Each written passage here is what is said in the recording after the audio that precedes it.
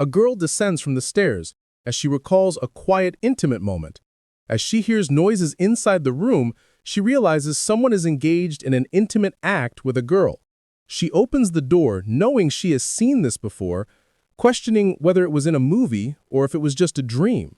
Once a person witnesses their spouse in such a situation with someone else, there is no going back. Seeing her spouse with another, she knows things can never return to the way they were. The scene shifts to the present. She jolts awake, gasping as she realizes it's that dream again, the one where her husband is with another woman. She must have dozed off for a bit. She grabs her phone and notices that break time is almost over. Getting up, she reminds herself that she has to get back to work. A voice calls out to her, addressing her by Na Hae-soo. She turns and sees that it's her boss. Na Hae-soo acknowledges him respectfully. He asks her to step inside, saying they need to talk. Once inside, he hands her a packet of money, reminding her that she requested her salary in advance. He asks if 1.5 million is enough. He then grumbles about having to withdraw the money in a hurry because she told him not to deposit it into her account. Despite his frustration, he admits that she is hardworking and he doesn't want to lose an employee who feels like family. Na Hae-soo bows deeply in gratitude and tucks the money into her coat. The boss asks if her financial troubles are still ongoing. Na Hae-soo sighs, explaining that with high interest rates these days, paying back debts isn't easy. He then inquires about her husband, mentioning that he heard he got a job recently. Na Hae-soo clarifies that her husband is still in his apprenticeship, so earning a stable income is difficult. However, she reassures him that her husband is working hard and that things will improve soon. As Na Hae-soo exits, the boss watches her leave, noting how tirelessly she works without rest. He murmurs that seeing her dedication makes him want to work harder as well. Na Hae-soo dismisses the sentiment, saying they should get back to work. At the counter, as they handle customers, a waiter calls out asking Na Hae-soo to add 2 more servings of pork belly. She acknowledges the request, promising to bring it shortly. As she serves the food, a young woman at the table whispers to her partner, questioning why he gave all the food to her, since he hasn't eaten much. The young lad smiles and reassures her, saying that he is taking care of himself and eating well. Watching her eat makes him feel full. Rajang teases him, saying she will feed him. Na Hae-soo observes them and thinks that couples in love are beautiful. Whether it's their first romance or their third, their hearts shine as one. Maybe it's because youth itself is beautiful, a time of passionate love and heartbreak. She wonders if this means her lukewarm life has already passed its prime. Thinking if she has lost her beauty, the scene shifts as Na Hae-soo's friend Hwajong suddenly screams at Na Hae-soo, complaining that customers keep calling her auntie. Hwajong finds it unacceptable in this day and age.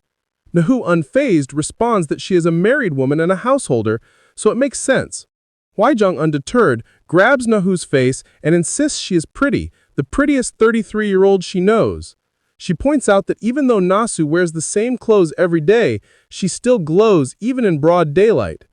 Na Hae-soo humbly brushes off the compliment, saying that flattery won't change anything. Hwajong, laughing, insists she's just happy to work with such a beautiful coworker. Na Hae-soo chuckles and suggests they finish their shift and head home. On her way home, Na Hae-soo climbs the stairs, lost in thought. She once believed her spouse thought she was pretty when he told her so. She used to be easygoing, bright, and effortlessly likable. Back then, youth seemed beautiful and radiant.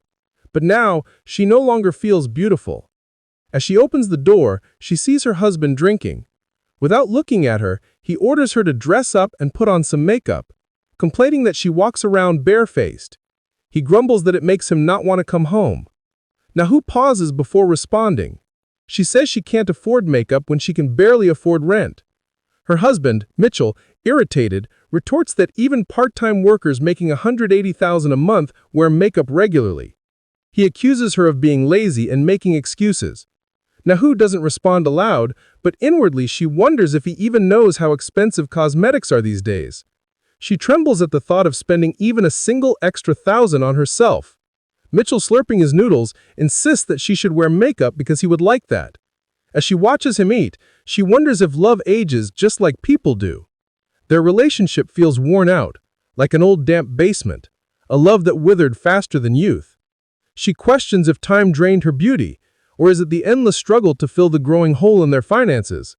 Mitchell suddenly complains that the food isn't even good. Na-hoo bites her lip, questioning whether it's him who makes her feel less beautiful, or if she lost her shine because she still loves him. The scene shifts again, where Hwaejong stares at her in disbelief and asks what all this is. She lists off Na-hoo's packed schedule: working at a butcher shop on weekend afternoons, manning the motel counter on weekends, and opening a florist shop in the mornings. Shocked, she jokes that this is like her Hermione timetable from Harry Potter. Na-hoo dryly responds that she isn't living 48-hour days. Hwaejong, still incredulous, asks if a person can even handle such a schedule. Na-hoo dismisses her concerns, telling her to calm down and put on an apron because they need to open the store. Hwaejong huffs, saying Na-hoo is always thinking about work. As they chat, Hwaejong suddenly asks if Na-hoo knows about MBTI personality types. Na-hoo shakes her head. Hwaejong is visibly stunned. She exclaims if she means to tell that she doesn't even know about MBTI, to which Na-hoo shrugs. Hwaejong laughs, saying Na-hoo really does nothing but work. Since becoming an adult, she hasn't taken a break except for the time she went to the ER with the flu at 24. At first, she was busy managing married life at a young age, without any help from her parents. Then came the financial burdens. Mitchell would apologize, trying to cheer her up, but it never really worked. One day he approached her looking guilty. She immediately asked how much this time. How much money had he borrowed under her name? Instead of answering, he hugged her and asked if she was willing to forgive him. When faced with debt, she didn't feel particularly sad or depressed. She simply accepted it. She thought if she worked hard enough, she would pay it off someday. But every so often, an unexpected wave of emotions would hit her so hard that she just wanted to cry. And yet she still had debts. Their love faded faster than light. Suddenly, a young, handsome man enters the restaurant. Hung excitedly points him out, calling him the Rose Guy, making Na-soo look confused. Hwaejong explains that he is a good-looking man who buys roses every day. Since no one knows his name, the part-timers gave him that nickname. Hwaejong rushes off, eager to take his order. As Na-hoo watches, she thinks to herself that she is still young too.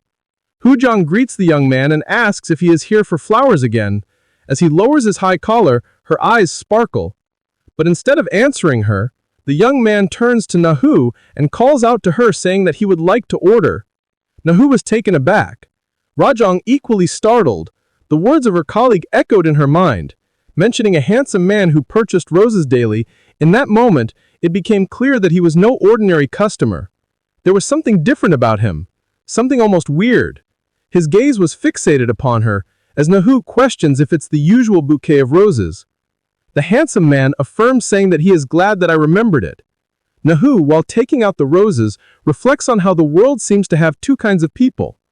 Those who stand at the center of everyone's attention, like the protagonist of a novel or movie, and those who are mere extras in a story no one cares to hear. Glancing at the man nearby, she assumes he belongs to the former group, while she sees herself as part of the latter. As she picks up the bouquet and hands it to the man, she remarks that he's back with the bouquet she previously offered, thinking that he always seems to take the lead, much to her annoyance. Perhaps that's why this man who suddenly barged into her life, once indifferent to everything except work and her husband, has left such a deep impression on her. After he leaves, Hwaejong praises how amazing it was and asks if she noticed how he stood right there, but only wanted her to handle the order. Na-hoo replies that she suspects the man came because of her, noting that he only appears on weekends when she's around and has never spoken to her boss. To her surprise, Na-hoo admits it's her first time truly noticing him, which shocks Hwaejong. Can't believe Na-hoo never saw such a man, considering he's been coming in for several months to buy roses daily. Na-hoo, slightly taken aback, wonders if that's true, recalling that she did seem to prepare a similar bouquet each day. Hwang, checking the schedule, comments that it's understandable given how busy Na-hoo stays, but still questions how someone like him could go unnoticed. After all, she still remembers the face of a handsome man she saw in the subway 10 years ago. With a teasing smile, she suggests the man might actually be interested in Na-hoo. Na-hoo shrugs it off, asking her to stop talking nonsense and get back to work. Hwaejong insists it's not nonsense, questioning if Na-hoo didn't notice how he was looking at her earlier. Na Hae-soo, unimpressed, jokes about whether the young man had taken some strange medicine to fancy an older woman, adding that he looks at least 10 years younger than her. Hwajong dismisses the remark, claiming Na Hae-soo knows nothing. After all, dating older women has become a trend, and one never knows. Maybe he's genuinely interested considering how pretty she is. While Na Hae-soo quietly smiles, smelling the roses, she remarks sarcastically that if she's considered pretty, then all the truly beautiful people must already be dead. Hwajong, unfazed, insists it's true and asks if people don't often tell her that. Na Hae-soo recalls that someone did mention it recently, though I knew it was nothing more than a kind lie meant to comfort a tired woman. It had felt more awkward than flattering, though slightly amusing given how unloved she was by the man at home while hearing such compliments from others. When Hwajong playfully suggests they might make a good match, Na Hae-soo cuts her off by revealing that she already has a man. This revelation leaves Hwajong stunned.